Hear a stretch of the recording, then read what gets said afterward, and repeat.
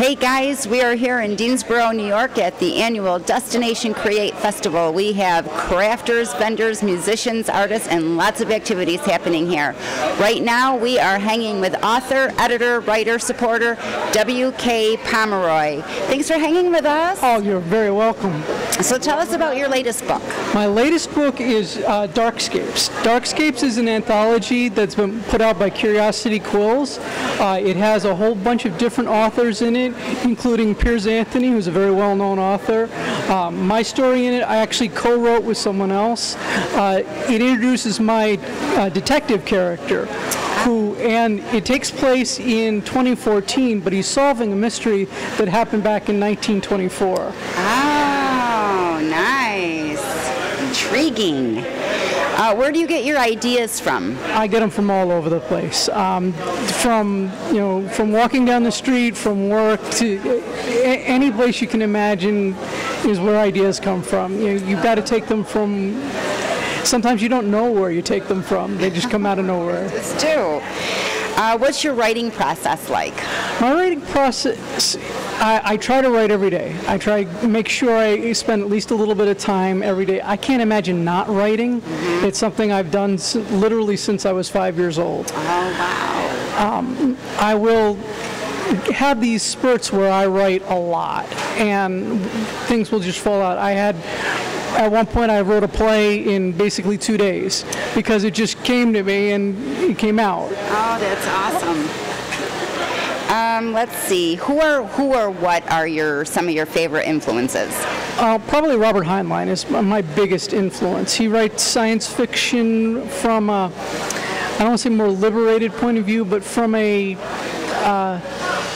Some would say he's a little bit of a male chauvinist, and I think that's reflective of the time that he was writing in. You go back a ways.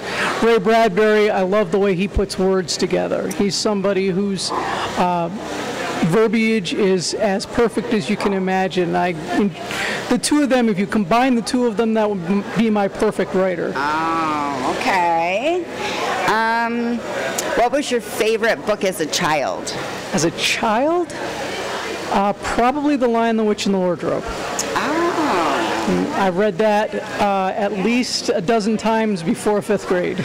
Oh my goodness. Have you always wanted to be a writer, or as you grew up? I always thought I was going to be one, yeah. I trained to be a teacher. I've done many different things. I was an actor as a child, so I did lots of different things, but I always felt like I always knew I was going to write. Has your writing changed over the years since you published your first book? Absolutely. If your writing doesn't grow, you're not doing it right. I think I write more intricate things. The story in the book that's coming out this summer is probably the most complicated short story I've ever written. It takes the course of 10 years and puts it into 5,000 words and introduces a character who is one of the most complex you can imagine. He's somebody who absolutely believes he is a good, kind person and is the most vile villain I have created. Oh, wow. That sounds like a fun book to read. Is there an author, well, you said that you admire now as an adult? I still like Heinlein. He is the person. Jordan Elizabeth, who is somebody I've worked with. I enjoy what she does with children's fiction, or I should say young adult fiction. There are many different people I've had the opportunity to work with over the years. Dennis Webster, who put together the Adirondack Mysteries, yes. Is someone whose work I've appreciated. He's got something like 7 books out available now. He's an awesome author. He's a lot of fun. I was fortunate enough to be able to interview him. Yes. So what's coming up for you? You have anything you're working on? Well, I'm working on a novel called Immortal Minus that I hope to have in front of an agent in the next couple of months. We have Adirondack Mysteries 3 that is due out early this summer. That should be a lot of fun, and doing the publicity for that will be enjoyable. And I have a collection of Christmas stories that I hope to get out. Probably not this Christmas, probably the Christmas after, but... So you're a busy guy. I try to keep busy. Was it difficult for you trying to get your first book published? Yes. It's always tough to break into that mode. I actually published, the first thing I ever was published was I was 12 years old. Wow. But that wasn't in a book. It was just in a magazine. But I've been writing forever. I have rejections that are taller than me, but I've also had many things published now. I've over 70 stories and articles and such published. That's fantastic. And right now I have 9 books available. Wow. Or 9 books that have stories in, I should say. Where can people find your books? On Amazon. Everything is either on Amazon, or there's 2 of them that are only available on Lulu.com. Okay, very good. So I read that you are a New York Mets fan. I am a Mets fan. How are the Mets doing so far? They're hurting at the moment. Their injuries are hurting them a lot. I think they have 3 of their starting 9 from the beginning of the year this year. Oh my God! And it just started. It did, oh, but no. it's a long year. We'll see how it goes. Is, yes. And you are a 3rd-generation writer. That's correct. I am. Yep.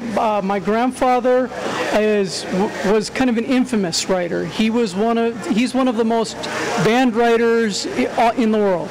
Really? Yes, because he wrote. He was one of the co-authors of the Kinsey Reports. If you know what the Kinsey Reports. Yes, I've heard of. Yeah. Yes. Did you see the movie Kinsey? In the movie Kinsey, Chris O'Donnell plays my grandfather.